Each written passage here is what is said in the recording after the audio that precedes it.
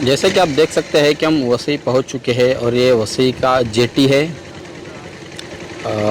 देख सकते हैं आप। और इसी जेटी से लगकर ही थोड़ी सी दूरी पर, यानी कहा जा सकता है कि 100-200 मीटर की दूरी पर ही ये वसई किला है। वो वसई किले की हालत कैसी है ये तो अंदर जाने के बाद में ही पता चलेगा। लेकिन बताने का मकसद ये है कि ये जेटी से लगकर ही यहाँ पर वसई किला बना हुआ है। और यहाँ से ये अभी 2:15 पर अगली फेरी निकलेगी जो भाईंदर को पहुँचेगी।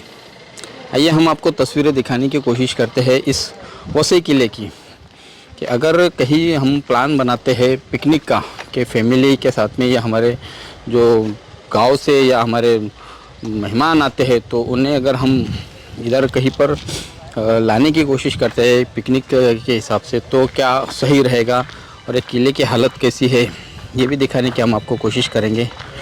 किला खस्ता हाल तो बाहर से दिखाई दे रहा है और मेरी टाइम बोर्ड का ये ऑफिस है।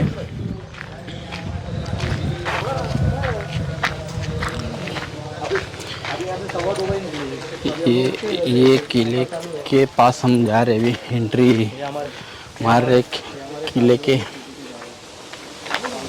देखते हैं कि कैसा किला बना हुआ है। किले की बनावट काफ़ी मशहूर किला है ये। और जहाँ तक इसकी जानकारी हमें पता है कि ये छत्रपति शिवाजी महाराज के दौर का ये किला है।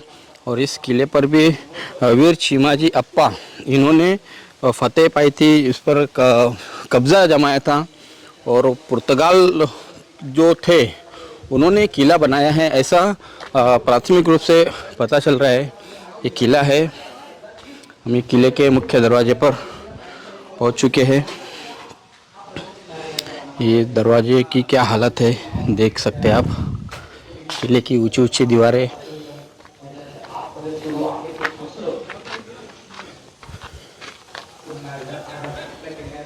काफ़ी बड़ा किला है। और हम अभी किले के अंदर पहुंच चुके हैं।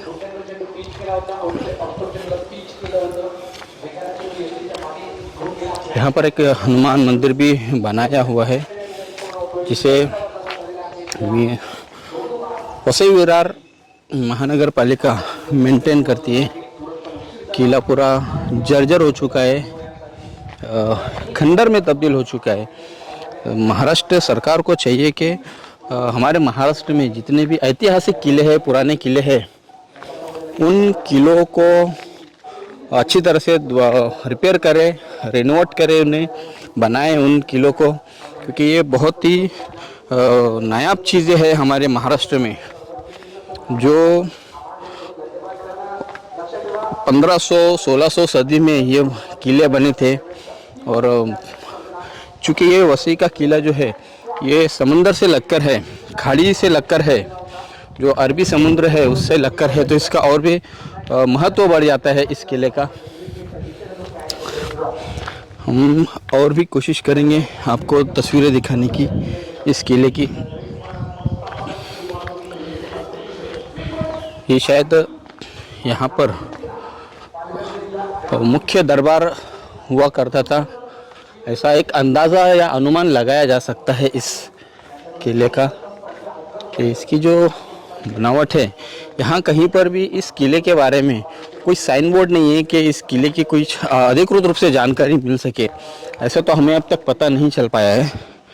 लेकिन इस किले को बड़ी ही खूबसूरती से बनाया होगा, क्योंकि अभी यहाँ पर बड़े बड़े पेड़ बन चुके हैं, पेड़ लगाए जा चुके हैं पहले के ही उस ज़माने के। तो ये वो किला है। ये देखिए, बहुत ही मेहनत से बनाया होगा इस किले को, कि इस किले की ये जो बनावट है काफ़ी आलीशान दिखाई दे रही है। बड़ा किला है और इस किले के मेंटेनेंस के लिए, कि वो देखरेख के लिए यहाँ पर वसई विरार म्यूनिसिपल कॉरपोरेशन इसको मेंटेन करती है।